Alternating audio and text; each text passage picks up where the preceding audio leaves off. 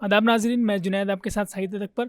और आप ऐसा देख सकते हैं कि हमारे साथ आज मौजूद है शबाना आज़मी मैम, चूँकि आज बुक लॉन्च था जानिसार अख्तर साहिब और कैफ़ी आज़मी साहिब पर, तो उसी के सिलसिले में एक दो बातें मैं इनसे करना चाहूँगा।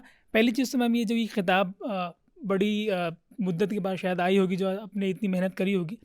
तो जब आपने ये सोचा कि किताब कब, हमने जब लिखना सोचा कि हम कैसे इसको लिखेंगे, और उस टाइम से लेकर के जब अभी ये लॉन्च हो रहा है, तो कितना एक लंबा वक्त लगा इसका पूरा प्रोसेस होने में? और दूसरी चीज़, कितनी मेहनतें लगी होंगी ये पूरी चीज़ों को एडिट करने में, संपादन करने में इसका? एक तो 6 साल लगे। ये मुझे ऐसा लगा था कि ये बहुत अच्छी बात होगी अगर मैं अपने ससुर जानिसार अख्तर की 25 नज़में चुनूँ और जावेद जो हैं वो उनके ससुर कैफ़ी आज़मी की 25 नज़में चुनें, सिलेक्ट करें, एडिट करें। तो ज़ाहिर है मेरे लिए बहुत ही इमोशनल जर्नी भी थी और बहुत डिफ़िकल्ट भी। मुझे बार बार सोचना पड़ा था, ये रखूं कि ये निकाल दूं, ये रखूं कि ये निकाल दूं, और फिर ऐसा लग रहा था कि नहीं वो डिसअप्रूव करेंगे ये वो। फिर फाइनली मैंने कहा कि जो नज़में मुझसे बात करती हैं बस उनको मैं चुनूं। और मुझे बेहद खुशी है कि वक्त ज़रूर लगा, लेकिन बहुत खूबसूरती से मीनाक्षी ठाकुर और वेस्टलैंड ने इस किताब को पब्लिश किया है। क्या बात है! और जैसे कि हम देख सकते हैं, बुक अब लॉन्च हो चुकी है, हम ज़रूर इंशाल्लाह उसको पढ़ेंगे। और जैसे कि आपने बताया कैफ़ी आज़मी साहब, और ये देखा कैफ़ी आज़मी साहब को जो संपादन किया है जावेद अख्तर साहब ने किया है ना? तो मैंने पहले सोचा कि मेरे पास जानिसार अख्तर क्योंकि उनके वालिद रहे हैं, जी।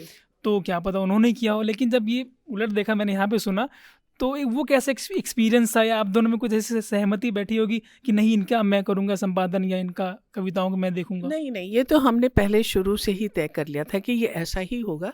ज़ाहिर है कि मैंने जावेद साहब से इसमें हेल्प ली और उन्होंने भी मेरी बात को सुना, लेकिन अल्टीमेटली जो सिलेक्शन है वो हमारा खुद का है। जी। और मैम, जो आखिरी सवाल कि अभी हम सुन रहे थे कि उन्होंने गज़लों को मना कर दिया जी। कि गज़लों को आप नहीं कर सकते, कि उसमें रदीफ़ का बड़ा रोल है, काफ़िया का बड़ा रोल है।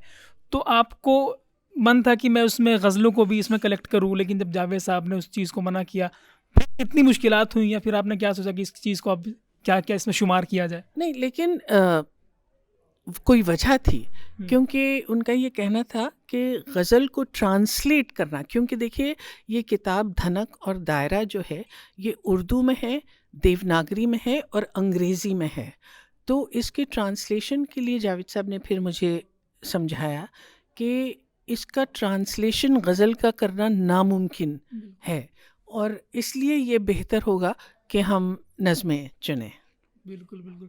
मैम, आखिरी उठ मेरी जान मेरे साथ ही चलना है तुझे, मैं सुन रहा था आपको, तो जब कैफ़ी साहब उस दौर में, आप कहती हैं कि कैफ़ी साहब उस दौर में औरतों को लेके कहते थे कि साथ में चलना है हमको, पीछे नहीं रहना है। तो ये मेरी दिली ख्वाहिश है, और शायद हमारी जनता भी ये चाहेगी कि आप कुछ लाइन उसकी गुनगुना दें, आप बता दें जी, इसको। बिल्कुल। ये औरत नज़्म जो है कैफ़ी साहब ने 1942 में लिखी थी।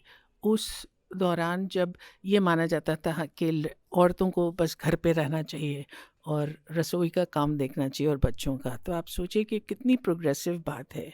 कद्र अब तक तेरी तारीख़ ने जानी ही नहीं, कद्र अब तक तेरी तारीख़ ने जानी ही नहीं, तुझ में शोले भी हैं बस अशफ़िशानी ही नहीं, तू हकीकत भी है दिलचस्प कहानी ही नहीं, तेरी हस्ती भी है एक चीज़ जवानी ही नहीं, अपनी तारीख़ का उन्वान बदलना है तुझे, उठ मेरी जान मेरे साथ ही चलना है तुझे।